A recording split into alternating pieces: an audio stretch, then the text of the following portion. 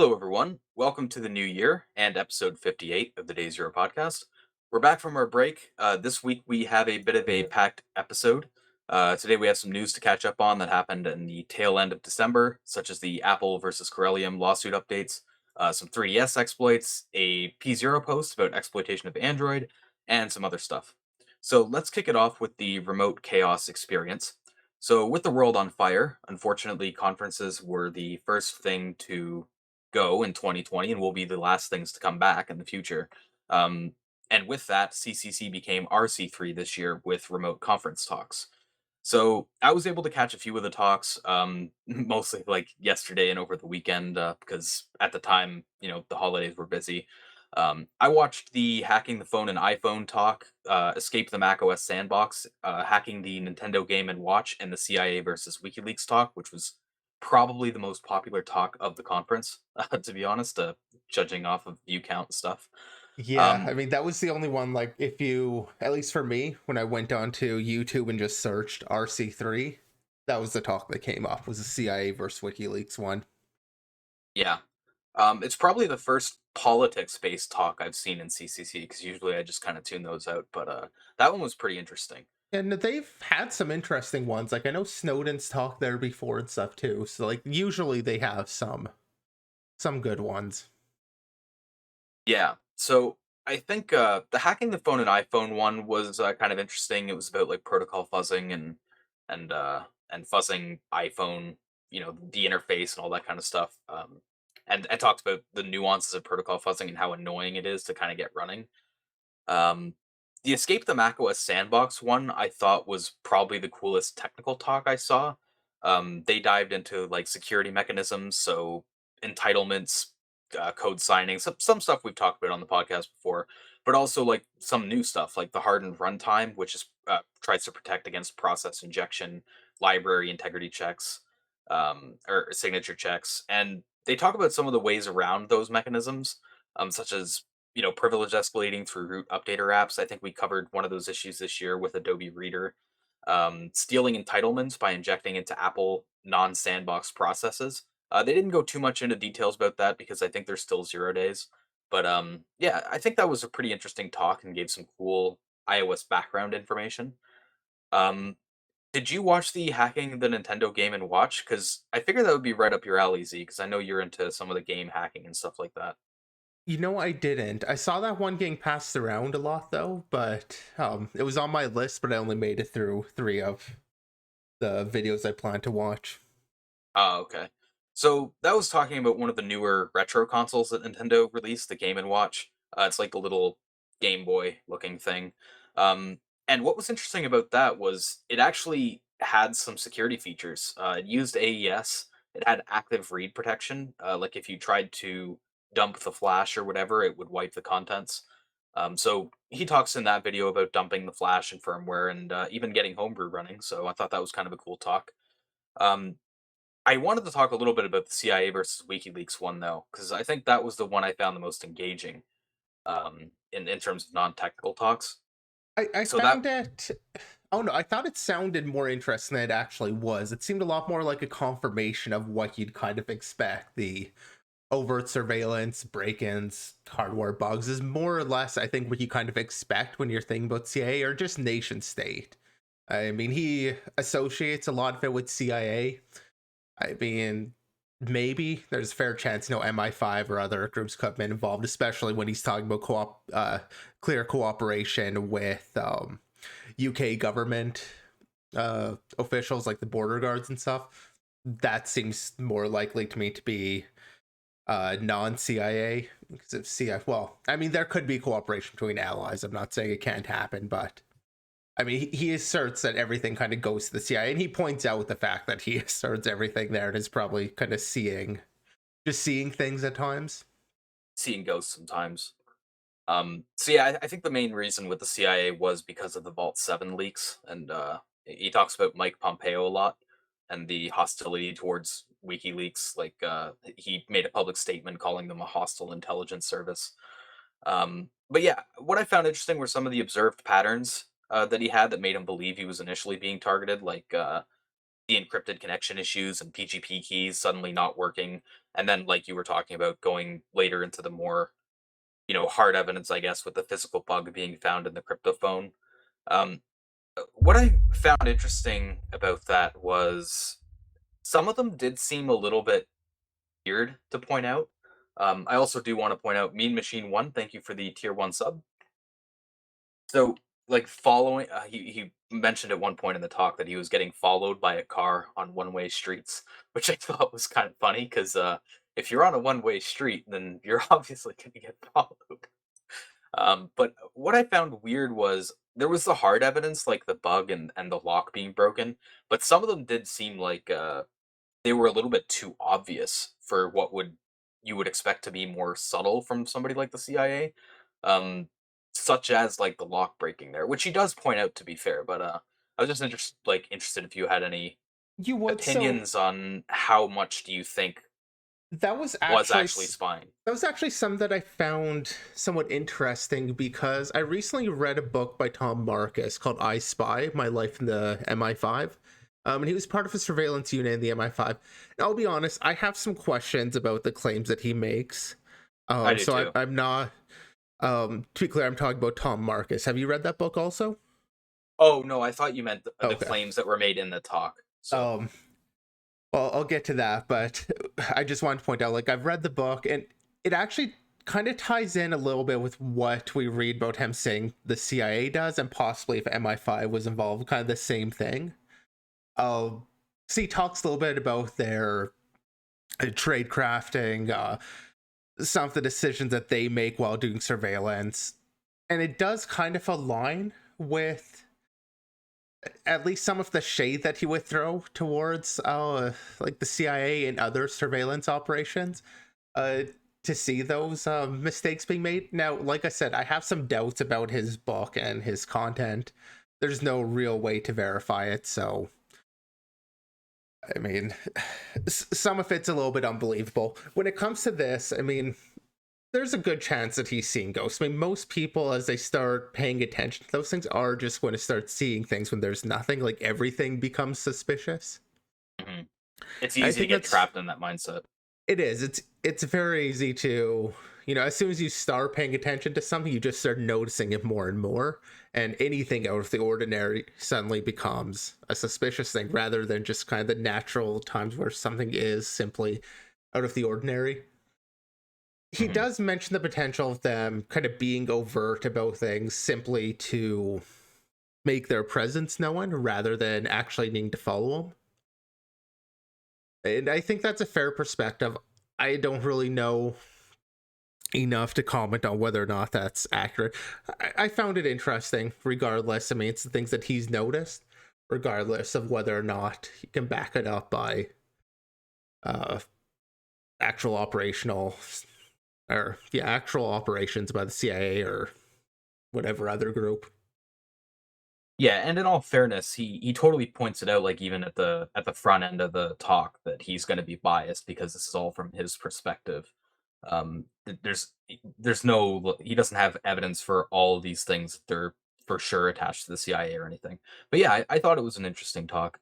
The intimidation tactics kind of seem like they would be up the CIA's alley, but yeah, they're not going to come out and say anything, obviously. So it's all we're only going to get the one perspective. But I thought it was an interesting talk, and I think it's worth checking out if you're interested at all in like the intelligence community and stuff like that. Yeah, I mean, like I said, it felt like a lot of it was more or less of what he would end up expecting. Maybe not the apparent mistakes or potentially intended mistakes if they were intending to kind of make themselves known. But I don't feel like there's anything kind of groundbreaking being said there. Uh, so I also listened to the fuzzing the phone in the iPhone talk that you mentioned.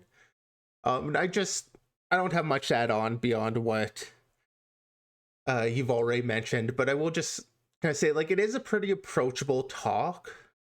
Just in terms of like if a beginner were to come and listen to it, I found myself skipping over some fairly significant chunks of it just because it talks about a lot of foundations of fuzzing, mutation, as Spectre mentioned, getting started, like getting the fuzzing up and running, some options for that. But it was still interesting to see the talk because it focuses on fuzzing kind of the area between the baseband and kind of the messages going between the baseband chip to the actual iPhone itself, rather than just fuzzing the baseband protocol itself. It kind of focuses on the messages in between there. So going from having owned the baseband chip to trying to get onto the phone itself from there. So, I mean, I found that aspect interest. Sounds like it hasn't been buzzed too much. So, like, it was a very approachable discussion or approachable talk. So, I mean, you can check out if you're interested in that, but I didn't find, again, too much in that to be new, but it was well laid out. The other talk that I've listened to that I don't think you did was the hacking German elections one. Yeah, I didn't Uh, check that one out. that one, of course, kind of appealed to me. I thought it was going to be about a different attack on German elections. This one, it essentially was just a broken web app and insecure storage for transferring data. Not as interesting as it sounds like, because it's just like, yeah, this one little election used this really broken like application for doing the vote counting. And if you've listened to this podcast for any amount of time, you've probably heard me talk about fully verifiable voting, and like I'm a proponent of doing continued research into some of the electronic voting options that are fully verifiable. This system that they were looking at was not even attempting to be verifiable and was nothing in line with that. And it's one of the things I hate, because we keep getting all of these really poorly written, poorly developed voting apps, I'll say, that just undermine trust in any sort of electronic voting, because you keep seeing these absolutely terrible things that just don't even try to implement like any of the research that's coming out about securely doing the voting. It's like, nope, let's ignore that and let's just implement like your standard crud application and call it a vote and use it for voting. And like, that's the wrong way to go about it. It just undermines everything. So now people just throw out all electronic voting as worthless, because all you've seen is terrible stuff, and this is no exception. Yeah, the talk, like, I mean, it's interesting over the fact that it's voting, but it was some fairly standard web app issues, like no authenticate or not. Sorry, broken access controls, issues like that. It's one of those one bad apple spoils the bunch type Well, there's been more than situations. one bad apple. They're pretty much all Okay, bad multiple apples. bad apples Like, spoil the so like bunch. I completely agree. Like, we're not at a place to use any sort of electronic voting, but I don't think the research should just be tossed out because everybody has been doing it so poorly. Shout out to Election Guard SDK from Microsoft, at least making an attempt to get in there with something verifiable, open source, and available. Yeah. So if I had to recommend one technical talk and one non-technical talk, non-technical, I'd say the CIA versus WikiLeaks one, and the technical, I'd say probably Escape the macOS sandbox. Apple stuff is always really interesting to see stuff on, because usually outside of P0, you don't really see a ton of stuff on it. So yeah, I love conference talks that are related to Apple, and especially because they're kind of at the top of the pyramid in terms of security, at least at the moment. So I do want to get into a bit of a meta discussion. Some of the observations I noticed just across the talks in general. I think the remote conference style had both positives, but also some negatives attached to it. Now, obviously, it's not like they had a choice this year about going remote versus non-remote. That's what I think there could still be things taken away, possibly for future conferences that might have to go remote into this year, or even just if someone wants to do like a remote thing in the future, even when it isn't required and the world settles back down. Because I think there's some cool aspects to it that add value. So in terms of positives, the production quality was kind of surprised me. It was really good. Think I'm not 100% sure that some of the talks were pre-recorded and not done live. The reason I say that is because while they did have some live Q&A, some of them weren't in the video, or you could tell the setting was different, like the presenter was wearing different clothing and stuff like that. And I think that that's actually a good thing in a way, because it led to the talks being more synced to the visuals, and it probably made the presenters, especially the new presenters, a lot less nervous. And the audio quality was a lot better than you would typically see in conference talks, at least in the limited talks that I did watch. The demos were also clean and smooth. There was no demo god issues. Um, and because the talks weren't as time constrained as they usually would be in a physical setting, they didn't have to rush through the talks or cut out slides. You'll notice sometimes in conference talks, if they're hitting like the getting close to the 40-minute mark, they'll get to a slide and they'll just be like, "Oh, I'm just going to skip this for now because I want to get to the demo," or something like that. That didn't really seem to happen here because there wasn't limited time at the venue because there was no venue. Um, that said, because the talks weren't time constrained, some of them did feel like they were really long-winded to me. Some of the talks were like 90 minutes, which I think is a bit too long for a conference talk. I say that meanwhile our podcasts are like 90 minutes, but for a conference talk, it feels long. Yeah, there are usually like different tracks at some conferences that will be longer or shorter. Yeah, I see some of these running. The longest one I'm seeing on the side here is up to like 95 minutes, 96 minutes. And the shortest was at like 30 some, 31, 37 ish. Yeah. So definitely some variation in there. One here that's 13, but I'm assuming that's not actually not one of the main talks, or it's quite short, 180 minutes. I guess that's Hacker Jeopardy. I mean, they usually stream these, so the streaming aspect of the conference, at least, is something they've had some familiar with. Hmm. Um, on a whole, though, I mean, I think they were well prepared to do a remote conference, given that background that they have, always streaming it. But I don't know, I feel like DEF CON kind of did the like, I guess you could say the culture or social experience behind it, at least somewhat well or better. Yeah, here I don't think they really attempted that at all. It was mostly just the talks.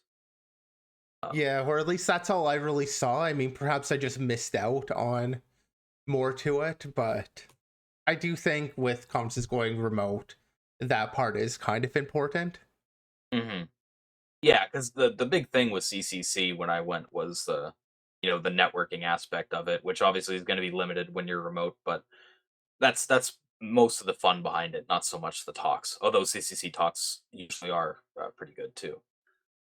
Um, you do miss that energy or feel of a real conference talk, though. I don't know why. Even though the production quality feels better with remote, knowing there's a crowd there and like hearing the questions being shouted out and stuff does have like a certain vibe to it that I kind of miss. I mean, presenting in person to a crowd is different than just presenting to your webcam.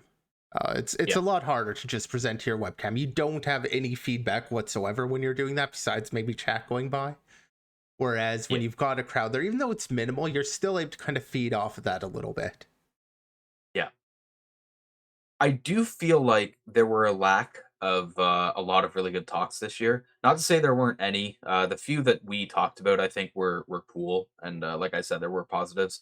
But I feel like in past years there were more interesting talks that I found really fascinating. Whereas this year there was only really like one or two that I thought were really cool, especially after I finished watching them. So I don't know if that's because people who would have presented more interesting talks just didn't want to or couldn't this year because of the pandemic, which would be totally fair, by the way. Or if it was maybe just a bit of a slower year. Um, but yeah, I don't know if you feel the same way on that, Z. Yeah, I'm not sure. I need more time to go through more of the talks actually form that opinion. Like I said, I've only been through like three of them. There are definitely more I'd like to see. I kind of wish the Crypto Wars one here was in English. But there's some other talks that do at least seem somewhat interesting. Spot the surveillance. There's a VPN one. Very pwnable network. Like there are definitely some that I'm still interested to see.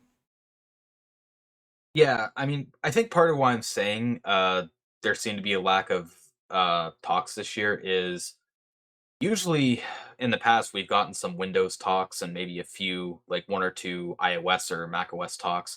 Here, there's no Windows talks. There's one iOS talk, which was the hacking the phone and iPhone. It just seemed like there was less like real world target talks and they were more political this year, I guess. But maybe that's just like a personal view. I'm sure there's other people out there who really like more of the talks this year than I did. So yeah, that's fair. Um, I think we can move on to Apple versus Corellium, unless you have any last minute thoughts on CCCZ. No, I think we can move on. All right. So the Apple versus Corellium case had some major updates. Corellium came out with a bit of a victory here. For those not familiar with Corellium, it's essentially a service that allows you to emulate iOS and is used a lot in the iOS security community. So of course Apple doesn't like it. So Z, I'll let you summarize this because I know you were talking with some of the members in our Discord about this when it happened, and you came up with a really good summary for them. Yeah, well, first I'll mention that we did actually talk about this case back in episode 16. So this isn't the first time that we're talking about Apple versus Corellium. And as you said, Corellium, can be summed up as like this iOS VM, and kind of enabling security research, like you debug the kernel, letting you kind of get a lot more information out than you normally would from just your standard iPhone.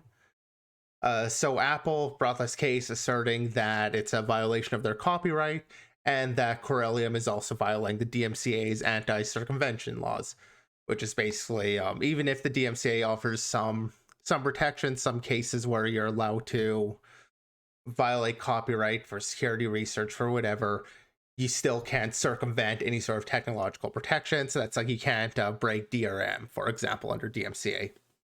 But it does allow some security research as long as you're not circumventing those other things. So what happened here with this case is that both of these were brought up for summary judgment, which is basically where there is no dispute of the actual facts of the case. A judge can simply go and say from these facts, here's the ruling on the base of the law. And it doesn't go before a jury. It's just here are the facts and ends it with that. So on that, as we said, there was the Apple making the claim that this was a violation of copyright in what they were doing, arguing that basically Corellium is just repackaging their copyright material into a new medium. Whereas Corellium, of course, say that their product's fair use, it's transformative, they're doing something new with this. They're adding significant features. The judge agreed and gave the summary judgment in Corellium's favor that this is fair use. Their work is transformative, falls under fair use, and they're okay for that. And I think that's where a lot of media outlets kind of ran with, the judge saying it's fair use, but the DMCA one, I think, was the one sitting on a little bit more of a sketchy foundation. Apple obviously is asserting that they at a minimum violate like the validation checks, the secure boot process, the trust cache, and buddy check was the last one. Corellium basically says those IPSW files are publicly accessible for anybody to grab, therefore it should be fair use. Basically, the judge came down the judge came down saying that Corellium's attempt to just use a blanket defense as its fair use would effectively render part of the DMCA meaningless, where it talks about how, fair use isn't a defense for circumventing some technological protections. So as there was a kind of dispute of the facts on that matter, that will just go to a jury trial. So this didn't really set the precedent it maybe appears to when you think of Corellium winning this case. Unfortunately, because the DMCA one is still ongoing and will just go on to a jury trial, the judge just refused to offer a summary judgment on it. We're kind of left with kind of the obvious. I feel like at least the first one, the copyright, the fair use, was somewhat obvious, and it's the DMCA one that kind of matters, and that's the one that's going to carry on to further trial. And it seems to be something that the media outlets were missing. A lot of the articles that I saw that were talking about it just talked about the fact that the copyright aspect was thrown out, and they didn't really touch on the fact that the DMCA one still had to go to jury. So it's not like a complete victory for Corellium here. There's still more to come out from this. Um, and like you were saying, I think the DMCA one was the one that was kind of more important anyway because it had the most chance of Apple succeeding in it. Yeah. So Yeah, it's not a complete victory, but Corellium did win something out of this. Is there did you see any, like, planned date or anything of when that jury is supposed to be, conducted for the I didn't even DMCA look portion? into it. Sorry. Okay, fair enough. I didn't really either, to be fair, that's why I asked, so, yeah, we'll have to keep a lookout on that and have a third part to talk about this, hopefully, when it's all resolved. I'm hoping it goes in Corellium's favor, 'cause, yeah, I think it adds a lot of value to the security research community and our friends over in the iOS community. But on the other hand, I can kind of see where Apple has a leg to stand on there with it circumventing, the secure boot and stuff like that. So yeah, I can see it going either way, but I'm kind of hoping it goes towards Corellium, but we'll have to wait and see. Yeah, out of chat, Blika just asked, what did they circumvent exactly? So Apple ends up arguing that at a minimum, Corellium circumvented the authentication server, validation check, the secure boot chain, buddy program, and trust cache. I couldn't go into the details on how they did all of those, but I assume if there's any sort of callback code in iOS that they would have disabled, or like the authentication server check, that would be an example of them circumventing it. Unfortunately, with the way DMCA goes, like circumventing is extremely broad. It comes kind of similar with my complaints with CFAA and unauthorized access and how it's been interpreted. Similar on DMCA, like some very minimal things can be considered circumventing. Like there's an example of a DRM that it changed the magic bytes at the start of a file. I can't remember what the file formats were, but it effectively just changed like the first 4 bytes to the name of their company. Or probably more than 4 bytes if it was the name of the company, but changed like the first few bytes, and that's all. So you couldn't open it in like VLC or some media player. But if you went and put the magic number back to what it should be, it worked. That was considered breaking the DRM, just changing those few bytes.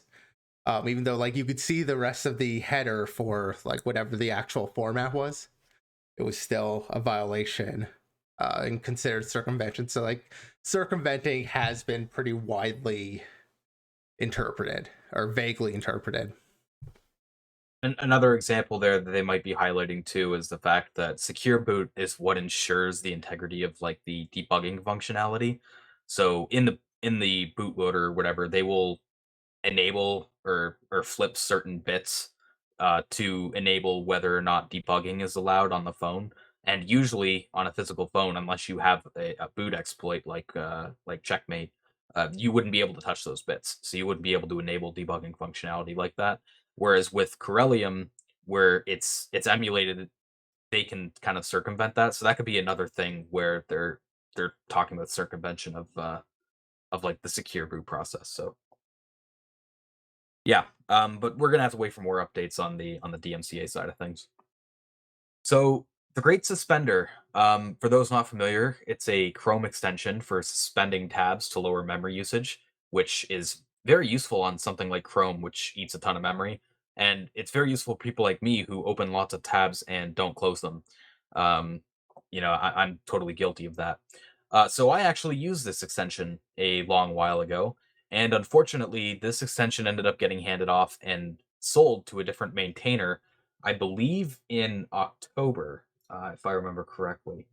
Oh no, it might have been even earlier than that. It was announced that it was being handed over in June, but I can't remember the exact date that it was handed over. Anyway, that different maintainer ended up being a malicious maintainer. Apparently, they tried to sneak in code that would connect to a seemingly benign server and execute code from it. So taking a quote out of the issue opened up. Using the Chrome Web Store version of the extension without disabling tracking will execute code from an untrusted party on your computer with the power to modify any and all websites that you see.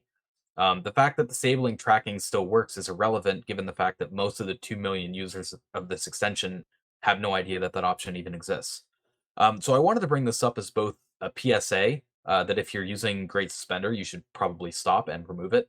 And I wanted to have a bit of a discussion on where the blame could and should fall. Because I think we can agree that the new maintainer is seemingly malicious here and isn't in the right. What I wanted to talk about more, though, was what about the original maintainer that sold it to this person? Um, do you think they bear any blame for not like vetting this new maintainer or selling it to somebody they don't trust or anything along those lines? Z? I mean, we don't necessarily know what level of due diligence they performed, what level of trust exists there, if that trust was just violated, or if they're just like, whatever, you're offering me money and taking it. That said, the fault lies with the actual attacker. Um, unless they knowingly were selling it, like knowing it was going to be used maliciously, I don't think it's too fair to put the blame on the old maintainer for having sold it off. Yeah, exactly. As Beep Boop B mentions, I'll chat no because people lie. Trying to put the blame on the maintainer, I think, just comes down to trying to blame the victim of this. Okay. Unless we have any evidence that they were actually like knowingly involved with it. Obviously, that would change things. But in the absence of that, I wouldn't want to jump to trying to blame them. So I guess where I have an interesting question that I'm kind of toiling with, I don't really, I'm kind of on the fence with it, is in general, I think you shouldn't restrict people on what they do with their code and if they sell it or if they hand off the rights to somebody else.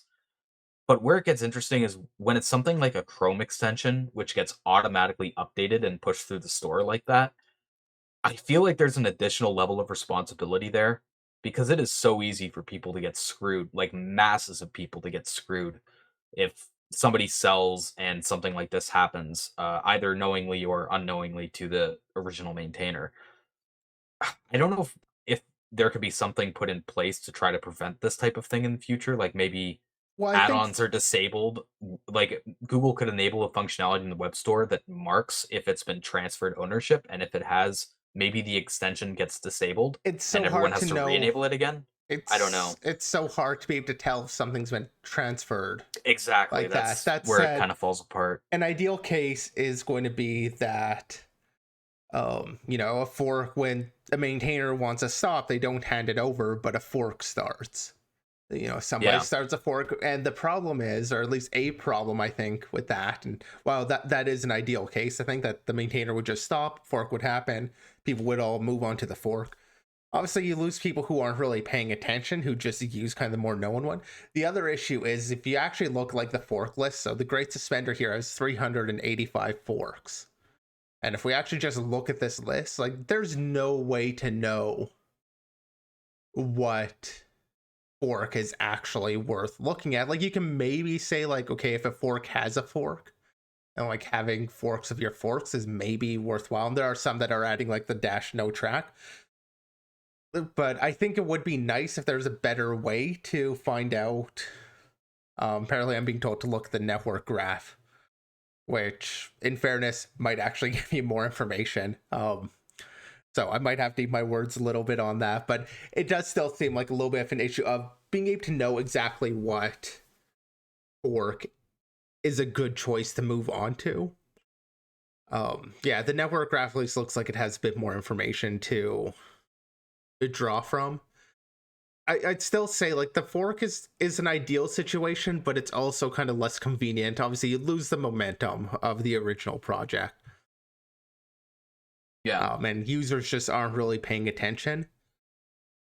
I mean, when it comes down to the transfer, though, like companies change hands all the time, for example. And I mean, a lot of extensions are run by companies. So when a company changes ownership, it should their extension be disabled or something or have a warning all of a sudden? Probably not. And I think it's got to be the same case. I think this is more on the hands of like Google to vet their own store to not allow like executing just code from a server, which I don't think is actually allowed by Google's terms. Like I believe all of your primary code needs to be within the extension, so that might be a violation there. Yeah, that's a fair angle as well. And somebody pointed that out in chat. It's on Google to vet what's in their extension store. Yeah, that's a fair point as well. When it came to like warning or disabling the extension when ownership changes hands, I didn't really think that was an ideal or even a feasible solution. It was just something that I kind of thought up on the spot because this is kind of a tricky issue to tackle. Really, there was another quote I wanted to pull out of the issue, which was that the original maintainer responded to the threat. However, he hasn't yet clarified what his relationship or basis of trust with the new maintainer is, nor has he explained why the initial post mentions a purchase. The reason I wanted to pull that out was, do you think that is something that's a fair ask um, for an open source project to ask what the relationship is between the old maintainer and the new maintainer? Or do you think that's something that should be I under mean, like privacy, I guess? it's a fair ask, but I think it's also up to the maintainer just to share that or not. Like, that's kind of their choice, especially when this isn't, as far as I'm aware, this isn't like a commercial entity. Uh, I they don't believe don't so. have No. any sort of shareholders that they're beholden to or something. I mean, like, they're free to share what information they want. Of course, it would be nice to kind of know more, but at the same time, it doesn't actually tell us anything new. We already know that the new maintainer's malicious. Knowing that they're were or are a friend or not doesn't really change that too much. Yeah, it's not really relevant anymore, I guess. Because I mean, even if it is that they were a friend, well, it could be that the friend just violated their trust, or it could be that they became friends actually with the intent of trying to do this. Like, maybe, maybe not, but I mean, it doesn't change too much, in my opinion. Yeah. Basically, all in all, the Great Suspender is kind of it's kind of became a shit show. So if you have that extension, you should probably get rid of it. I haven't had it enabled for a long time. I think I've had it disabled for like a year. So luckily, this issue doesn't impact me. But yeah, I mean this has potentially been an issue for months now. So might be worth checking on things and re-verifying your security and stuff like that, and obviously removing the extension. All right, so keeping on the drama chain, we have a HTML injection in Atlassian's Bitbucket with an interesting story around it. I'm sure some of you have probably seen or used Bitbucket before. It's a Git repo host, kind of like GitLab. The issue itself isn't really that interesting. It's an XSS in the description field of the repository. The drama pops up when it came to triaging the issue from a bug crowd triager. Basically, he rejected and closed the issue, stating you were only able to do that because you were the repository owner, kind of implying that this is a self attack. Which I might be able to agree with, except when you're talking about repositories, more often than not, it's a collaborative effort, which means an owner could potentially attack other people working on the repo, even though that is probably an unlikely scenario. So There's after that, getting and nowhere, something that isn't clear is whether or not this excess was reflected onto just like the general repository page, or if it was only here within this, edit the description page. They only mention it as being on this specific like edit page. That said, if it's there, it seems reasonable to think that it might be elsewhere also, but I could also imagine it being better protected elsewhere. yeah. So after getting nowhere with Bug Crowd, he reached out directly to Atlassian, and he ended up getting the issue resolved and paid out. Though this is a forbidden by Bug Crowd, and he ended up getting banned for 2 weeks because of that. Admittedly, I've never submitted through Bug Crowd, but I never knew that type of thing wasn't allowed, bypassing the Bug Crowd people and going directly to the vendor. It seems strange that there's such a harsh punishment for that, but Well, yeah, it's the same apparently there's one. thing generally across like even HackerOne and stuff. 'Cause the issue here is that these companies are reaching out to Bugcrowd, reaching out to HackerOne, reaching out to these managed bug programs to do that triaging. They're paying them so that they're not getting all of the spam reports. So going around them to the actual company is kind of violating the whole purpose of having that managed company, like having that management being done there. Now, in fairness, I'm not sure how I really feel about that, especially when you probably end up disagreeing with what happened here. Bleak asks, what if you don't even know about them? So you can report right to the vendor. Like, if you go through the vendor directly, if you go to them directly from the start, like, fair game. Usually their page will actually just call out their managed version, though. But if you go there, like, that's usually not frowned upon. It's when you have a report open and you just go around the triager basically. Say, I disagree with this triager, this person that we paid to do this, and you go around. Now, I don't know how I actually would recommend resolving this. Like, I get from the company's perspective, like, that's literally what they're paying Bugcrowd for. So I kind of get where they're coming from by having the somewhat harsh punishment for going around. On the other hand, obvious security issue gets ignored by that company. You know, responsible disclosure would dictate, or being responsible about at least would dictate, that you try and escalate it yourself. So, like, I'm not against them for having done that. I just understand where Bugcrowd is coming from. But yeah, like, I don't fault the researcher for going around them for this, but at the same time, if that becomes a habit, it's like everybody that has those fairly stupid reports then just starts reporting them up to the company because, oh, that might work too. Like, that's also an issue you probably want to avoid.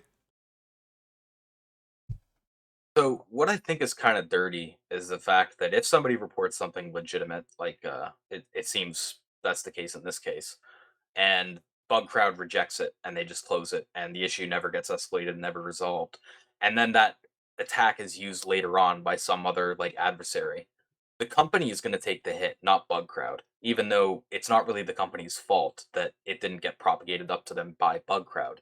So that's where I think it's a little bit dirty to ban people for trying to escalate it when it's a serious issue. That being said, I mean, there is the thing you mentioned where people could abuse going directly to the vendor to try to get paid out for nonsense issues. But yeah, I mean, it does feel kind of unfair to the vendor that they could end up getting hit by something because of incompetency from a bug crowd researcher or something like that, right? Yeah, So like, I mean, I guess kind of a compromise there would be like if they reach out to the actual company and that company actually agrees, like, hey, this is an issue, and they, accept the report, then there really shouldn't be action against the researcher for that. yeah, That might be a fair compromise to take on it. I will mention they call out like a specific bug crowd triager yeah, as, they name in dropped. particular, having a long history of abusing their position and loves to play games with researchers when it comes to reports. I couldn't find any evidence of that. They don't provide any evidence of that. When I looked up the name, the only comments I found were this actual write up and a comment on this write up saying they agree about this person. Nobody else has kind of mentioned it, so I don't know how they know about the long history, besides the fact that there was apparently an inside investigation into this triager. But again, they don't provide any evidence of that, so we have no way of knowing whether or not that's accurate. Yeah, it seems like one of those things where if you deal with bug crowd, then You you might kind of know. know that, but if you're not in that circle, then you're kind of left in the dark. I too tried looking up the person they mentioned, and I couldn't really find much other than the tweet for this article. So, yeah, um, he does say as soon as I get more details about it, I will let you guys know. So we might see more stuff about that in the future, but yeah, I mean, I think the bigger issue here isn't the specific person, it's just the fact that this kind of scenario could happen, so easily, I guess, when you're talking about platforms like Bugcrowd. So, yeah, I mean, Yeah, it's and I it's mean, another one of those issues that's hard to solve. yeah, and triaging is kind of a hard issue too. Um, I mean, with web stuff, it's a little bit easier, but I can imagine, especially like the guys at ZDI, have kind of a harder time with some of the triaging. Yeah, reproducing and stuff cannot be a fun task if you don't have all the information, and sometimes you just get unlucky, so, yeah. Yeah. Alright, so we'll move into Zoom. Zoom meeting connector. So there was remote code execution as a root issue in the Zoom meeting connector web console. One of the features the web console provides is the ability to enable a proxy server and set credentials, so a name and password. The issue is when it came time to sanitize those fields, because those fields actually get injected into a script that gets ran for the proxy script. They tried to sanitize the field by checking for quotes, but they don't check for backticks. So when that set of credentials gets written into the proxy script, that script gets ran every 3 minutes as root. I assume it's probably something like a cron job. And even though the dashboard states the proxy won't be enabled until server reboot, the commands still get executed as root. Um, it is worth noting Zoom has fixed the issue in the latest version, and this was an issue you needed authentication to hit. It's post-auth, not pre-auth. That said, if you want to look more into it and take a look at the exploit code, there is a proof of concept provided. While you could probably get a copy of an older version of Zoom Meeting Connector, which is deployed as a virtualization image, I believe you need to be a business, education, or enterprise account to be able to get access to that, at least officially, which might be too much of a barrier, especially considering this exploit is rather trivial and probably not worth putting that much of an investment into to play with. But the exploit code is there if you're interested in looking at it. Seems like a pretty straightforward issue, which it's Zoom, so I guess that kind of comes with the turf. Yeah, I mean, if there's this issue, I could imagine similar things elsewhere if that's the level of protection that they do, is just looking for double quotes. Yeah, it's one of those incomplete blacklist issues. You got to have stronger sanitization than that. You know, block list Admittedly, bad. though, admittedly though, when you're talking about something like passwords, you do have to be a little bit more loose in your restrictions because you want like special characters and stuff to be usable inside of passwords. It's just that you have to properly handle them, and in this case, they just didn't. All right, so we have another post message issue in Google Docs, this time in the feedback functionality. So, one of the things their feedback form allows is the ability to include screenshots of the page, probably to help with the root causing bug reports and clarifying identified issues or pain points or what have you. And they use post message to propagate that data over to the feedback Google domain. But apparently, the final function responsible for that uses a wildcard in the URI parameter of the post message, meaning any domain could be specified there. Yeah, Um, so just kind of elaborate on that a little bit. yep. Effectively docs, when you pull up this feedback screen, so this is, as Spectre was saying, it's you're giving feedback to Google. This is there. I didn't even know about this screenshot thing. I've never clicked to send feedback on a Google Doc before. So it is kind of one of those hidden features. But what it will do is it will use the Google user content domains. That's like their safe, their sandbox domain. So Docs takes a screenshot, uses post message, and sends that to the feedback.google user content, which keeps it safe. It's done securely, and then that user content domain passes it back up just to whoever the parent frame is. And that's where it didn't have the wildcard restriction. Yeah. So that means the form data could be piped to any attacker controlled domain, which includes that screenshot. They also stated there was no X-frame options header, so there was no directive specifying that the page couldn't be displayed on a different origin. So Which for Google Docs kind of makes sense. yeah, so that facilitates the ability for an attacker to get screenshots of Google Docs documents and exfil them. So this ended up getting was it a $31,000 bounty or was it I think I thought it I was have just 31. 3,000. Yeah, I think it is too. It I think was I have a typo here. 31337. Yeah, that's right. I have 3133. Yeah, okay. So yeah, it got a bounty through Google's VRP. Um, but yeah, just how many post message issues do you think we've covered on the podcast in its lifetime? I don't know, If- probably between 5 and 10, yeah, I maybe think up to that's a probably a dozen. reasonable assumption. I think most of All them right. have really been this last year. It's been a pretty popular issue through 2020. Answering out a chat, isn't that the same UI as the rest of their feedbacks? Yeah, this feedback thing is universal across a lot of Google products. But because you do need to iframe it as part of the attack, a lot of the Google products can't be iframe like that. Um, and for what it's worth, like the write up here does go into a little bit of detail about how they kind of load the frame and change it out, because you effectively have to change out the iframe from under the request. So after the docs has actually sent it up to the feedback domain, but before the feedback domain has sent it over to, or has sent the thing back up to the parent frame. Um, so they cover a little bit of that. Like there's a few more details about this attack in the write up, but the gist of it is because of that post message. So moving into some more interesting issues, we have our 3DS issues. So this is the first of two 3DS console hacking topics. The first one is an issue that was reported in June of 2020, and it was recently disclosed on December 18th. It was the lack of a proper X509 certificate validation when connecting with TLS. There's literally just no signature check on the cert, so anyone can just replace the cert. Yeah, I It's like more of a the design flaw than a technical bug. I like the way that the reporter does this. Like the SSL system module does not properly validate the X509 certificates. Doesn't validate it at Actually, all. the SSL module doesn't check the signatures. Like kind of frames it like, I mean, it's still a serious issue if it's not properly validating, but it's like actually they just do nothing. Like they just don't do it. Well, it's not as easy as they don't do it. They don't validate the signatures, which is quite significant, but technically they still do some. They do Uh, some integrity checks, just not enough. yeah. Yeah, so anything that relies on the security of the connection can be broken fundamentally. Some of the things they point out is you can bypass system update verification.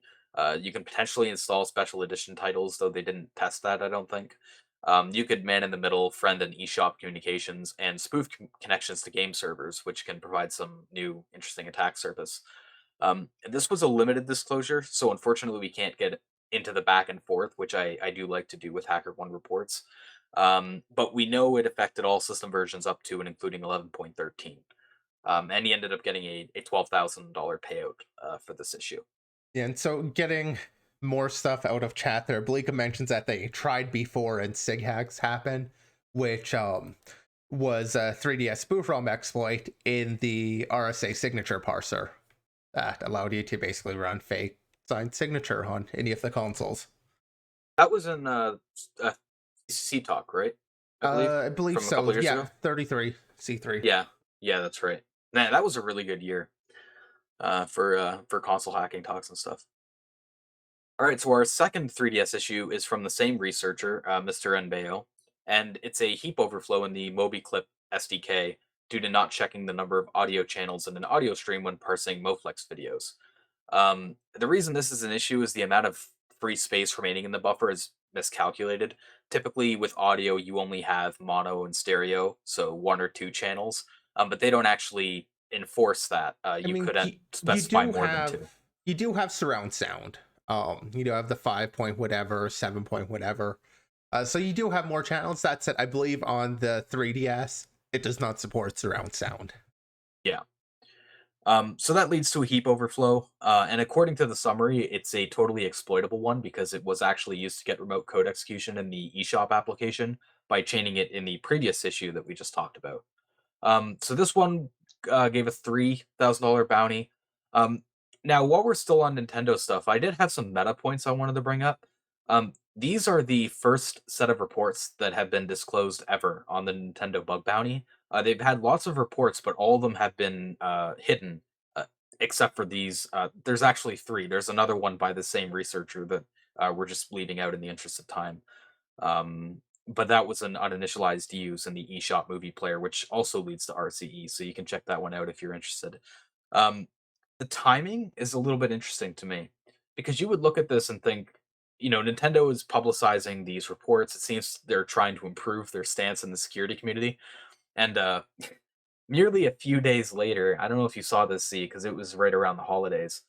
There was a leak of debriefing slides that showed Nintendo basically doxing and stalking researchers who were messing around with consoles. I think the code name for it was like Belgian waffle or something. I will bring up the tweet for those that are interested in that. But basically, it just there were some slides leaked, and they literally had like full dossiers on like key figures in the hacking community for Nintendo consoles.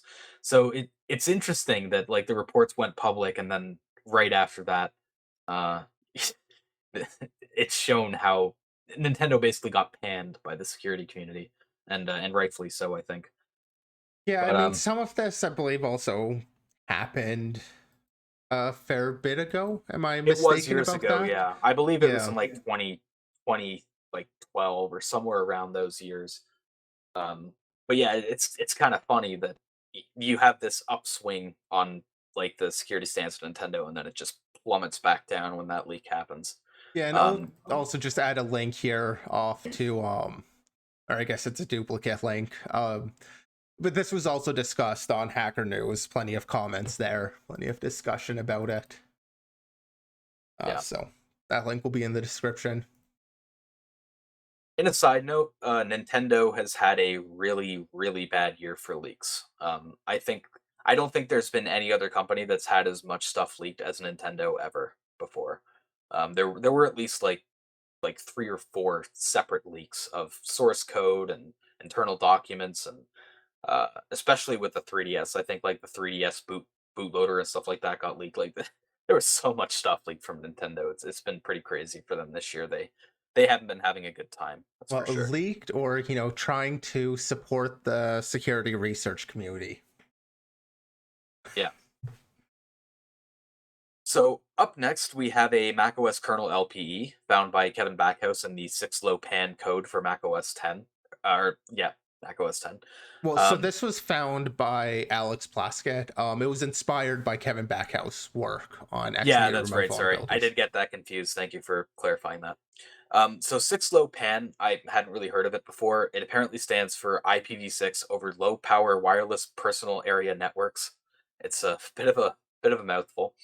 Um, yeah, I know what you found interesting about the story was the fact that it was discovered using CodeQL, which was also inspired by Kevin Backhouse's post on finding X and U bugs back in 2018 when he also used CodeQL.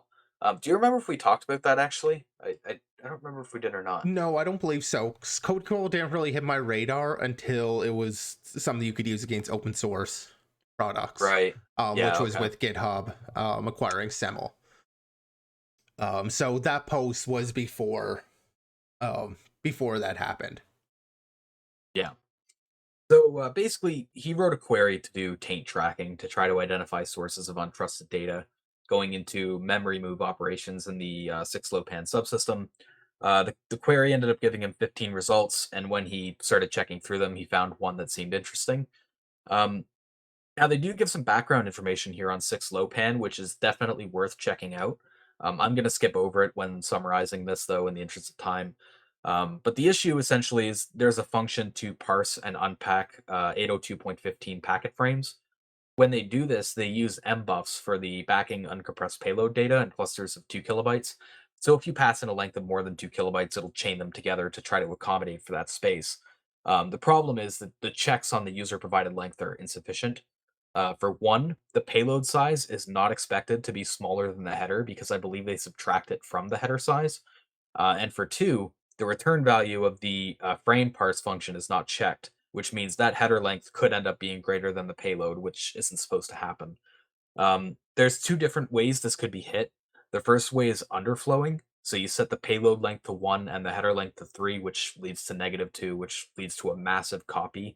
The second is an overflow by setting a really high length, which leads to writing, I believe, 40 bytes out of bounds. And that second issue seemed to be the most promising since the first way would be a massive overflow.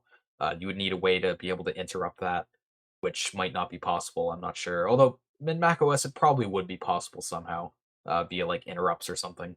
And the second way is just more controlled in general, though, so it was easier to try to hit. Um, since you control the size of the write and the data, they speculate this could be turned into code execution. It didn't seem like they attempted to take it that far, though. It seemed they were just happy with the prospect of it being potentially used, and then they just reported the issue, which is unfortunate. I do like it when people try to take it to full code execution, but that can be a lot of work, especially when you're talking about a kernel Yeah, uh, and it seems like exploit. So you've got to deal with KSAN here too. Um, so you're going to need something for that. Basically, it's just going to take a bit of extra work versus just finding the issue and reporting it. yeah, possibly a chain of another issue too, if you're not able to bypass ASLR or anything like that. So yeah, that might not have been feasible there, but Yeah, I mean yeah, it with seems like an interesting issue. a 40 byte read, or sorry, with 40 byte write, uh, I mean there's a reasonable chance that you can get a read gadget out of that. Yeah, Depending it's on what likely you object could you're able derive to your get own, there, like 40 bytes is quite a bit of an overwrite to get get something in there that he'd be able to get a read from. especially in kernel. I did just want to take something in a chat relating back to the Nintendo stuff. The Lotus boot ROM was also leaked. That's a security chip for Switch game carts from Belika. Yeah, that's right. That's what I was thinking of. I think that was the most recent one, right? Like within the last month or so. Um, yeah, Nintendo's just yeah, they've not had fun with leaks.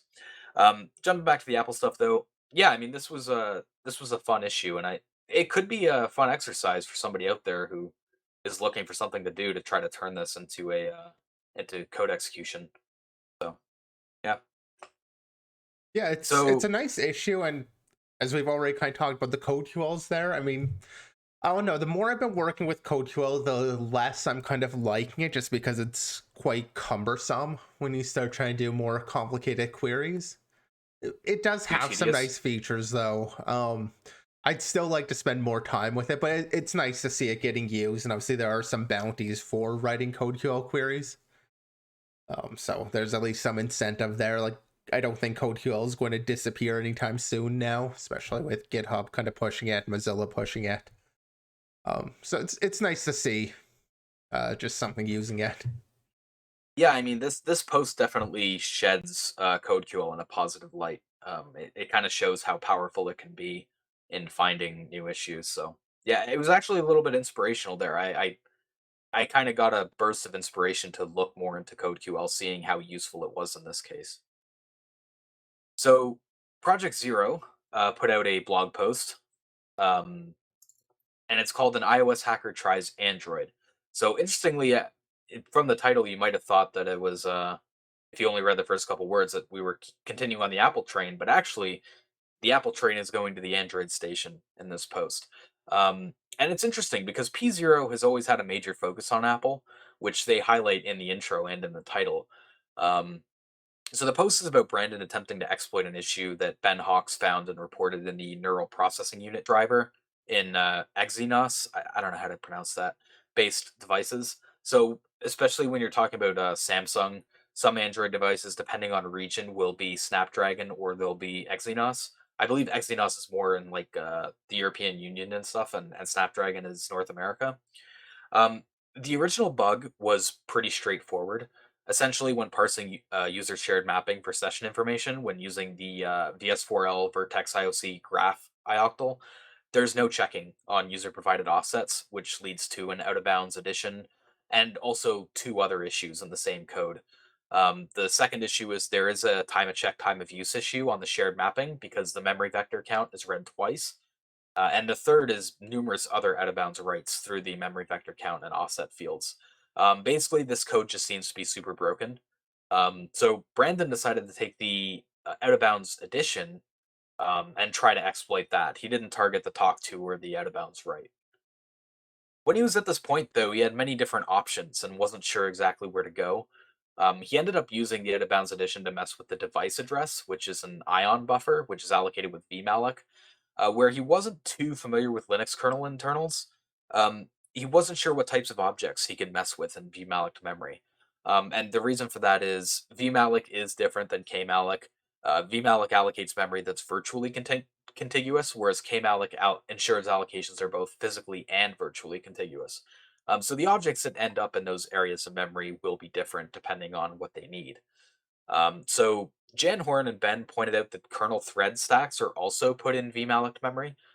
So after using some heap grooming, he was able to corrupt the saved register of an internally blocked or an intentionally blocked thread using pselect. And he was able to use that to get an uninitialized stacked read by corrupting a size that eventually gets passed to copy to user. So that allowed him to get the victim address of a stack and also defeat KSLR. He then used the same issue again to trigger a stack overflow in the doSelect function and corrupted a return address to get code execution. Now, I do want to talk a little bit about the code execution strategy because I thought it was really interesting. He essentially used eBPF, which is the extended Berkeley packet filter for those not familiar with that terminology. Essentially, he wrote a set of instructions and jumped directly to run a filter program. And I believe the reason that works is when you jump directly to the run program function, it bypasses all the validation checks on the instructions. So this basically gave him a free arbitrary read, write, and execute gadget. which I thought was a really cool trick. And it's kind of a universal gadget. You'll probably be able to use this in other Linux and Android based kernel exploits as well if you're in a situation where you have code execution. So yeah, this exploit was a cool strategy and had some neat tricks in it. But what I also found interesting and wanted to highlight was the differences between iOS and Android point. He stated in his conclusion that he thought Android was well behind iOS in terms of mitigations, and in his adventure, he kind of proved himself wrong there and found that the mitigation game was a lot stronger on Android than he initially thought. Yeah, I kind of have to agree and disagree. Okay. I haven't done a lot of iOS work, so I'm kind of sitting on the opposite side of this. No experience with iOS, a bit of experience on Android. Um, I, I guess the thing I'd say is that like the mitigations are different. Obviously, there's some that are the same, but the other thing is there's a lot more that's kind of spread out with just the different manufacturers. Like Samsung comes to mind and Knox and all of that. Yeah. Versus just what's in the Linux kernel. With iOS, it's a lot more centralized. That's it. I really appreciate the fact that he did talk about it. Kind of at the start there's just kind of the casual overview of, well, here's what I would do if I had the same vulnerability on iOS. Like I found that really interesting. Like the whole write up here, like it's not just about uh it's not just about the vulnerability, but about some of the different thought processes about the different perspectives coming into it, which I really appreciate that insight. Basically, not having any experience over with iOS, it was interesting to see that for me. Yeah, I think he talked about how he would normally use like kernel task ports, which you have in macOS and iOS, and how he could kind of transfer that methodology over to Android, which I don't think he was. Uh, I think he ended up with a lot of strategies that didn't end up working out, unfortunately. But he still like realized how much of an edge the iOS research gave him in writing this exploit. So that was kind of cool that he was able to port over that knowledge, which, to be fair, is usually the case in exploitation. Usually, when you're familiar with a target that's in some category that other targets are in, like if you're familiar with browsers or kernels, you'll be able to more easily transfer that knowledge to another target than somebody who's just coming into it.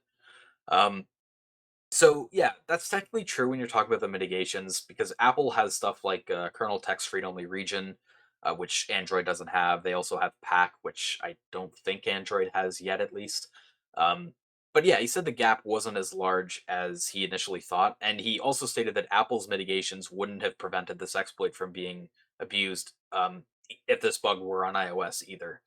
Um, he stated there were a lot of similarities with the out of bounds timestamp exploit, the OOB timestamp, and that his experience with iOS helped abusing this bug, even though not all the paths panned out. Um, Part of the reason I wanted to address that point that he made with his thinking about Apple versus Android's security is I see that point repeated a lot with people thinking that Android is significantly weaker, and I used to be one of them at one point in time, to be fair. I think as time goes on, this is becoming less and less true. The mitigation game, at least, is still strong on Android. I think where Android has the weaknesses is more on the code quality side of things, especially from the vendors. Um, like this is a vendor driver, and it is written like crap. You can tell just from the vulnerability and the amount of issues that were found in just this one area of code that this was not fuzzed. It was not reviewed.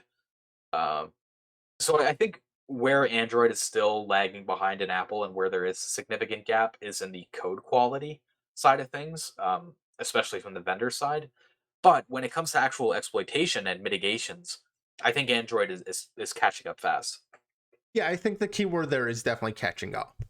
Um, Google kind of started off basing a lot of this off of Android, or I guess technically, or basing off of Linux. Sorry, uh, you know, so they're kind of stuck with the Linux code, and Linus has had a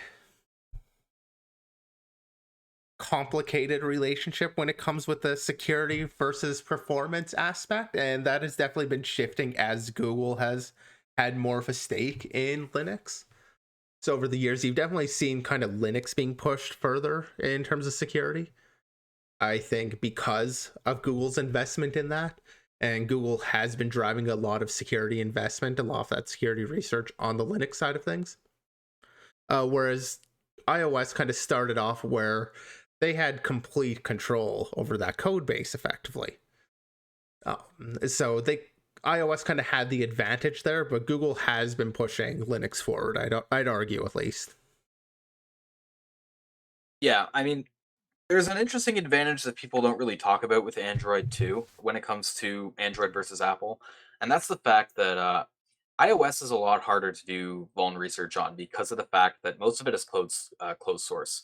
You have to do reverse engineering, um, which you know is an extra barrier in terms of finding issues. Whereas with Android, not everything is open source. Some of the vendor drivers and stuff are going to be closed source, but a lot of it is open source because of that nature of the Linux kernel. You can go and find, like, most vendors will have their forks or branches of the Android kernel and Android userland on like GitHub or something like that, and you can just go and look it up, Yeah, which is a major advantage in vuln research. even at that though, like even as something's different, effectively Android distributions, even as we have them being split up, like Google has been pushing to get kind of all of the vendors together to have a better update process, to have more control over being able to like patch issues and get it deployed more universally. They're trying to solve the fragmentation issue, yeah. Yeah, like that fragmentation issue, I think, is the killer for Android right now. It is something Google is actively putting some work into, uh, but it's also a really important thing. Like Samsung has some very different mitigations. Blika mentioned that they were the first to have KASLR enabled on their devices. I'm not sure if it still goes by the name Knox, but I know Knox has been a thing with Samsung for a while, possibly under Yeah, another it's name. still But there. yeah, I mean, I can't imagine they would get rid of it. I just wasn't sure if maybe the name had changed over the years. Uh, yeah, adding in a lot of those security features, and yeah, I think that's a good thing that the vendor could do that. But vendors have also gone the other direction and doing very little in terms of updates and doing very little in terms of the security aspect. So Google has kind of been pushing, trying to make the security updates more important, need to be deployed within like X months, and adding policies about that. So kind of tying back, Google has really kind of been pushing the security forward a lot. And while it is still, behind, um, they've also just got some different options because of how, effectively, because of how they're architectured. Another thing I'll pull out of chat was Belika mentioned if you gain root on non-system processes, trust zone applet kills the CPU and reboots on Samsung, which is interesting. I never knew about that mitigation, but it sounds like a smart idea, that you would have like a whitelist of process that should run as root. Um, I would wonder how you could actually get around that, because that actually Feels sounds pretty raceable strong. to me. Yeah. Um, I mean, it depends, Samsung but that's my initial thought is racing it. Samsung's Samsung's security stance is interesting when it comes to Android because, like we're mentioning, they do have Knox. They do have that thing that Belika just mentioned. It does seem to be stronger than the others in terms of mitigations. It's also weaker in a way because we talked earlier this year about some of the Samsung security subsystems and This how badly that code vulnerability is is written. a Samsung driver. Yeah, I mean, this issue is in a Samsung driver.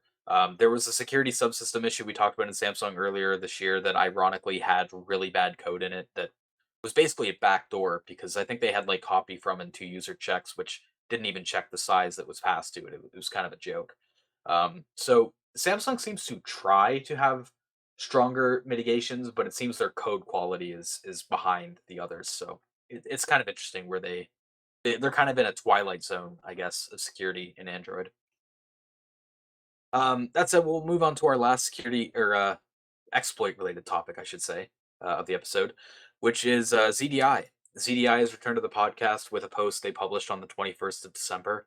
It is a vulnerability in the FTP chroot feature in the FTP daemon, which allows restriction of the file system. or as we commonly know it in FreeBSD, jailing. So when a user attempts to connect over FTP, it'll check that the user to see if it's supposed to be jailed, and if it is, it will change the directory to that jailed directory, or to the user's home directory. The problem is, if it fails to change to the jailed directory, um, it keeps the connection jailed and processes new logins. And why that's an issue is because if an attacker prepares a password database file, like spwd.db, on subsequent connections, it will think that database file is the real root database file, when in reality, it's the attacker controlled one in the jailed directory. Um, so if you set up that file with a controlled root password, you can re-log in as root and eventually break out of the jail. The process is pretty interesting. It actually kind of reminds me of the Ubuntu root exploit we talked about earlier this year, where the process seems really weird, but when you when they break down what's going on in the process, it starts to make sense. Um, so basically, you set up a fake password database on the restricted user. You make the home directory inaccessible by chmodding the directory permissions to 0. Log in with root to upload the reverse shell, which is a modified FTPD binary and PAM OP library. And Nice. then you log in on the restricted account and log in as root again, which executes the reverse shell. Sorry, you were going to say something there, Z? I was just going to say, yeah, or I was going to interject something that I just misheard you when it came to login as root. I thought you had missed the one step there with the chmod, but you didn't, so nothing to actually add. Okay, fair enough. So the fix for this issue was relatively simple. They just had to close the connection if the change directory failed. Um, And yeah, like I said, I think why I found this most interesting was it really reminded me of the Ubuntu root exploit, which we talked about in episode 53. For those of you who haven't seen that exploit, it was pretty interesting. Where the process is a bit strange and it's kind of a outlandish issue that you don't really see a lot. So Well, this issue comes down kind of to that classic issue of an early return and not doing cleanup properly, which I mean is a kind of common issue. I mean, usually we see this in the cases of like not cleaning up a buffer properly or having an index wrong or something like that, like leading into a buffer overflow, rather than this sort of just not cleaning up the ch root. I found this like this is an interesting issue, I think, just because of that. But it does fall down to that same fundamental issue of just not doing the cleanup properly. yeah, I mean, it's one of those issues where it's kind of a low level implementation issue, like a silly bug that leads to a higher level attack. Because the thing with this kind of attack is it doesn't require code. It's going to be like a reliable attack. That's where I think it sets itself apart.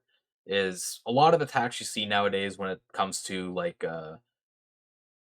breaking out of jails or privilege escalations are going to be not 100% reliable. Whereas where it's an issue like this, you're going to be able to reproduce this pretty easily. So yeah, that's where I find it interesting. Yeah, and Um, these are kind of more, in a sense, the higher level AppSec issues. This is where, like, even if memory corruptions disappear, and it doesn't look like they're going to disappear too soon. Even as they add more mitigations, these issues are still going to exist, and people are still going to write them. exactly. These are the attacks of the future. All right. So we'll move into our research topic. So we have a paper on abusing the Linux kernel's pseudo random number generation, or PRNG, to mount cache poisoning attacks on DNS, as well as track Linux and Android devices. So this is due to the fact that the networking stack relies on PRNG heavily for things like UDP source port generation, IPv6 flow label generation, and IPv4 ID generation. So this paper goes into some of the background about how PRNG works, notably the fact that each core has its own state, which gets seeded at startup and reseeded every 40 to 80 seconds. They note that while the code is thread safe, as in another thread can't access the same core state simultaneously, it's not interrupt safe, which is important for one of the attacks. And while the linear feedback shift registers are updated atomically, the entire state can't be updated atomically. So you end up in this situation where a thread and an interrupt handler can operate on the same core state. So that's for the second issue. The first issue is actually a little bit more simpler than that, it seems. It seems they just don't use cryptographically strong PRNG, even though they use cryptographically strong seeding for the PRNG. Well, I guess part of the issue comes down to the fact that they're not using a cryptographically strong generator, and it's information that is exposed out to potential attackers. So the prandom or prandom underscore u32 for getting like a 32-bit number out of the PRNG in the kernel. As Spectre was mentioning, used by like or we've talked about a UDP source port generation before when we were talking about the sad DNS attack, trying to, or just with generally with DNS poisoning, with cache poisoning, you try and predict what port, or you need to know what source port is being used in order to send your spoof message. IPv6 flow labels give you about 20 bits, where it just kind of uses this pseudo random number and just tosses it right out. So those are places where an attacker could leak information about the internal state of the PRNG, and a PRNG simply is not secure against many attacks. It doesn't have the same security as a what would be called cryptographically secure random number generator, CSRNG. So what ends up happening here is they basically just go through the case where you can obtain the state from prandom if you're able to leak 113 bits from the same core. The same core is definitely one of the challenges here to actually get that. But the gist of the attack is just this. The random number generator is a bit weak for using with anything that's going to be public facing. You're able to leak a number of bits at a time, like mentioned with the IPv6 flow, that's 20 bits at a time. Or if you're able to leak the source port, seems a little bit less likely to leak to me, but if you're able to, that's giving you more bits at a time. Effectively, you leak those 113 bits and it just becomes an equation to solve for the actual state. Even as it gets reseeded, you're able to figure out what that is just on the basis of how much it's shifted. It basically, once you've broken it for that core permanently. But as I mentioned, you do need to know that core. But the interesting thing about this attack is just the fact that you can use you leak information from like the IPv4 ID field or IPv6 flow labels. Now, this is actually prandom is used all throughout the kernel. It's not just networking code. The networking code here that we're talking about, though, is stuff that an external attacker could leak. So an external attacker could say, leak some of the IPv6 flow labels, see some of that information coming through, and then use that to perform an attack against the UDP source port generation, effectively crossing the different layers that are going from like IPv6 information, giving you information about the UDP source port. That's kind of the part that I thought was interesting about this attack. It gets into the math of how they actually figure out the seed and some of the problems there. Let's talk a little bit about trying to make sure they're dealing with the same core as they're trying to leak the information. Some of those issues, and different steps that they could do to make that a little bit more practical. But ultimately, I just thought the attack was interesting to kind of go cross-layer with leaking that information. And there's a ton of other ways you can leak information from all of the other areas that prandom is used.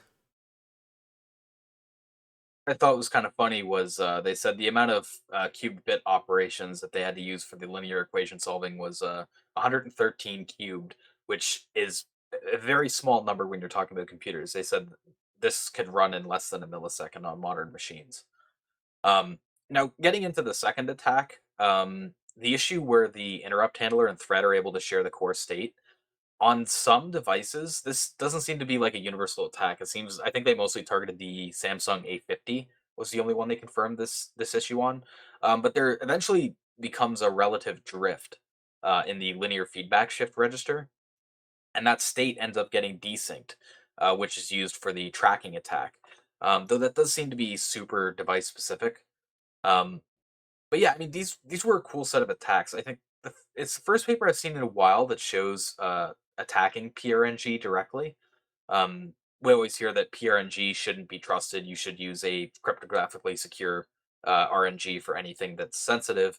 But you don't really see too many examples of that being broken unless it's like some toy implementation or some like seeding issue where they're just using time or using null to seed the random number generator. Whereas this seems a lot more interesting and like a practical um, implementation of that attack. So this is an implementation level issue um, for the second issue. The PRNG invocation and reseeding shouldn't be made interruptible. They should be made interrupt safe. Then the tracking, I think the tracking attack wouldn't be an issue if that was fixed. But there is also the non-implementation and higher level issue of just not using secure RNG. If I had to guess why they don't, it's probably performance reasons. I would imagine. I would imagine the performance of secure RNG is quite high. So if you're doing anything in the networking stack and you want to reduce latency, you probably want to use secure RNG as the least amount possible that you can get away with. Yeah, I mean, Um, part of the issue is getting entropy for something that's cryptographically secure. Whereas with the PRNG, you're kind of working with at least the secure seed. So get the seed from cryptographically secure, and then derive a lot of entropy from that, which is going to be quicker. It's going to need less information. Like dev random, I believe, will rely on some external information to generate the seeds or to generate values. Sorry. That yeah, said, it's like a got a full lot of different patch was input deployed sources. for this with 5.10. Looks like they backported it all the way down to 4.4.244. Which I believe the reason for that is probably because that's the lowest version still used on supported Android versions. Like I think maybe Android Oreo or something uses 4.4, so that's probably why that specifically is the lowest kernel version that they have a patch for. It would be interesting to look at that patch to see if they added CSRNG to anything else other than just what was mentioned in this paper, but I didn't do that ahead of time, and I think that would take too long. Yeah, neither We did did it I. during the podcast, so maybe it's something we can revisit. But yeah, I mean, overall, I think this was a cool paper and was definitely worth bringing up. With that said, I think we can move into our shoutouts. Z, I know you have two things you wanted to shout out, so I'll let you go ahead and then I'll end off with my last one. Yeah, my first quick shout out here is I saw a post by let's just say Michael B. I believe we've covered one of his DOMPurify cross-site scripting bypasses before. Um, I don't remember for sure if we covered it or if I just saw it and then ended up covering something different during the episode. Either way, he's had at least a couple issues in DOMPurify over the past year, and we have definitely covered these DOMPurify bypasses. So what he's looking at here is effectively one, he proposes a mitigation to a lot of these namespace issues and like the mutation based XSS within DOMPurify. Uh, and gives a good overview of just how some of these issues actually work and where the problem stems from. I thought it was an interesting write up. It's not quite an exploit, so I didn't want to cover it in that part of the episode, but just as a shout out, a lot of good information in it. And then the second one that I had to shout out here was just a vulnerable kext, which is just a vulnerable by design KX for iOS or macOS to basically play around with iOS kernel exploitation. It's just intentionally vulnerable, few issues, easily accessible or easy to hit the issues to play around with, doing some of the exploitation there. So just enables you to learn a bit and play around with how do you actually start leveraging, like, okay, you've got an arbitrary right, but how do you leverage that? What's your exploit strategy to go from there? um oh, no, I think it's important to kind of play around with exploits, not just, so I mean, the write-ups are great, but you learn a lot when you just take that primitive and kind of play around and see what you can do with it. So this just enables that. I will quickly mention, in order to use this, you will obviously need to be able to load the kernel extension, which on iOS is a big ask. I think even Like, I don't think you can just use any jailbreak because I think loading kernel extensions is uh like checked by like trust zone or whatever Apple calls the higher trust equivalent of that. So I think you would probably need checkra, which they do mention in the basic set of requirements. You need an iOS device that can be jailbroken with checkra. So that is kind of an important requirement that I just wanted to shout out there quickly. Yeah. So I'll get into my shout out, which is the PS4 7.02 WebKit and kernel chain implementation. In the last episode before we went on break, we talked about Synactive and their release of the PS4 WebKit exploit that targeted 6.xx firmwares. At the time, though, they hadn't managed to make it work on 7.02 yet. I just wanted to give a quick shout out that after some brute forcing and data collection, uh, Chendo Chap was able to write a 7.02 implementation. It's not super stable, but it has been done, as I'm sure people who follow the PS4 scene probably know at this point.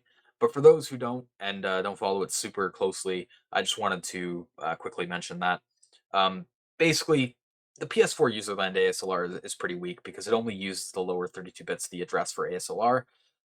With WebKit, you can just spray a lot of stuff on the heap and brute force it. So that's why this implementation was able to be done. If you want to know why specifically that brute forcing was necessary and some of the details around the issue, you can check out the blog post and our coverage of it. Like I said, it was last episode, episode 57. It was around 1 hour and 1 minute in the timestamp. All of our videos, by the way, we have timestamps underneath, so you can jump to a topic if you want to refer to it. But yeah, that was my last shout out. Thank you to everyone who tuned in to the podcast. You can catch the VODs on Twitch or on YouTube at 6 p.m. Eastern, 3 p.m. Pacific on Tuesday after the stream. We also have our previous podcasts up on Spotify, Apple Podcast, and more links on Anchor. Feel free to join our Discord and follow us on Twitter.